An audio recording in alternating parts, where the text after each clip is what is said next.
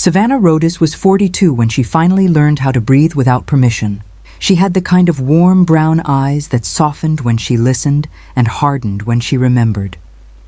In photographs, she looked regal, a black woman wrapped in old money polish, the granddaughter of a shipping magnate and the reluctant ornament of a dynasty that mistook her for furniture.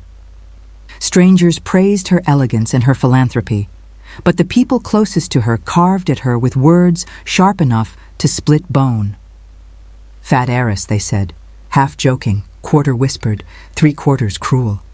Marcus Sterling, her husband, was the worst of them, charming on podiums, cold in kitchens. He kissed with calculation, slept like a conqueror, and smiled only when cameras looked back. On his birthday morning, Greenwich smelled like jasmine and money. She had arranged a brunch with white peonies and a pale blue cake, had signed a $100,000 donation in his name to a children's charity because generosity looked good in campaign reels. He liked watches that announced themselves from across a room, so she bought him one, gold, heavy, a crown for a wrist.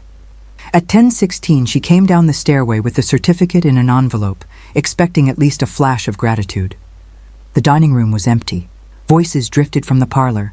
She paused by the half-closed door, not to eavesdrop, but because habit had taught her to listen before entering a room that might not want her. "That fat cow disgusts me, Mom," Marcus said, laughing. "I only care about her money. Did you think I enjoyed sleeping with her?" Savannah did not move. She did not gasp. Her body simply understood the temperature of truth.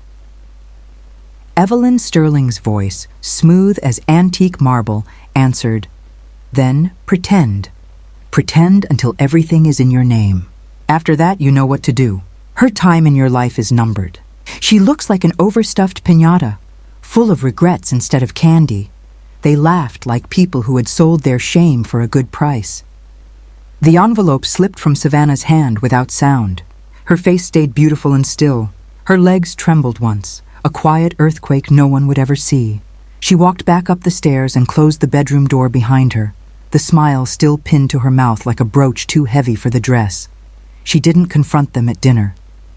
She toasted, gifted him the watch, thanked the chef, complimented the wine when Evelyn recommended a diet with the airy charity of a knife. She smiled because smiles are permitted, while fury is always asked to show a permit. After midnight, when the mansion slept, she toured the life she had been living. The Italian furniture, the art curated by consultants who never asked what she liked, the grand piano she'd promised to learn and never did because no one had room for her hobbies. In the study, she wrote, in an even hand, "Thanks for showing your true colors." She left the note on his pillow like a kindness. By dawn, the money was gone, the way oceans vanish from maps, moved, redistributed, still there but elsewhere. Savannah had been steward of her family's wealth for years. The patriarchs trusted her because she looked careful and obedient. Careful was true, obedient never had been. She contacted a discreet broker, sold the mansion to a foreign buyer through a labyrinth of signatures, and routed the proceeds into a new account in Zurich under a name that sounded like Sun. Before the staff rose, she packed a backpack, passport, cash, a long coat, a photograph from when she was 18, and believed the world would open like a door if she pushed gently enough. At 5, the house was behind her. At 7, she boarded a bus she'd never ridden, something ordinary and municipal, the opposite of a town car with tinted windows. She sat near the back and watched the suburbs dissolve into the ribs of a city that did not know her. Marcus woke to an empty closet and a note that read, like mercy. He thought it was a tantrum. Tantrums were feminine and therefore manageable. He called, texted, shouted at assistance, consulted his mother. By afternoon, he learned the mansion had closed in escrow to a buyer he couldn't touch.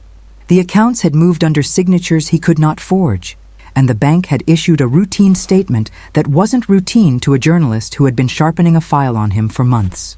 The story would bloom on cable news like weeds through a white fence. Savannah's bus hissed to its last stop in South Shore, Chicago. The driver called it without ceremony.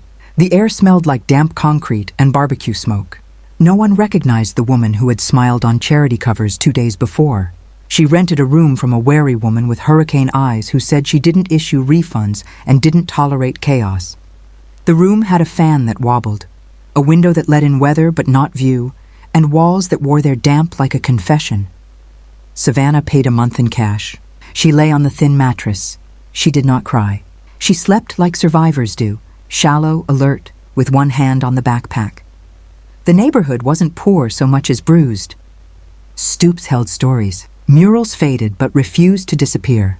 Children chased each other through water that didn't look clean and laughed anyway. The first thing Savannah bought was a notebook that didn't belong to anyone else's calendar.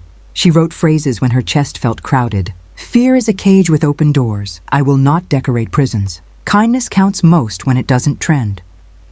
Days later, she walked into a community clinic that looked abandoned even when people were inside. The paint peeled in long curls. The waiting chairs wobbled. The computer made a grinding sound like regret. A tall man with tired hands and steady voice tried to soothe a grandmother who needed antibiotics she couldn't afford and couldn't find. We won't deny care, he said. We'll find a way. Savannah waited until the room emptied its noise. Are you the doctor? Elijah Vance, he said. Do you need a checkup? Work, she answered. I know logistics. Inventory, donors, messy spreadsheets. I can fold linens and ask politely, and keep asking when polite fails. Elijah looked at her too long for a stranger, but not long enough to be rude. Her posture spoke finishing school. Her eyes spoke winter. He shook her hand. We need help more than questions. She became useful. She stacked gauze and sorted expired meds, called pharmacies and donors, wrote letters that sounded like gratitude and insistence at once. She met Miss Della, who ruled the block with a broom and the plain wisdom of women who have outlived several kinds of storms. Your back is too straight for this neighborhood, Miss Della said on Savannah's second day, not unkindly. That's fine. Straight backs carry weight better. Lena came in on a Wednesday that threatened rain. 8 years old, hair dull with fatigue, eyes too old for a small skull. She held a doll missing an arm and spoke to it in whispers, perhaps to spare the grown-ups. Elijah examined her and bit his lip the way clinicians do when they already know and have to wait for proof. He ordered labs the clinic couldn't pay for and made calls that begged. Savannah watched him lean against the hallway wall afterward, forehead to the cool paint, and she knew the word before he said it. Leukemia. The night pressed down. Savannah counted the things she had left that could become money. One ring hidden like a secret inside a secret, her grandmother's sapphire. It had watched over forced dinners and cold anniversaries, and the night she heard herself measured like meat. She sold it in a shop that smelled like dust and felt like endings. She came back with an envelope, not a miracle, but a key. Elijah didn't ask how. He counted blessings by function, not origin. The treatment began. The neighborhood learned to pray again. South Shore accepted Savannah the way cities accept weather, with resignation and occasional gratitude. She cleaned, laughed, listened, stopped practicing apologies. At night, she wrote only one repeated line.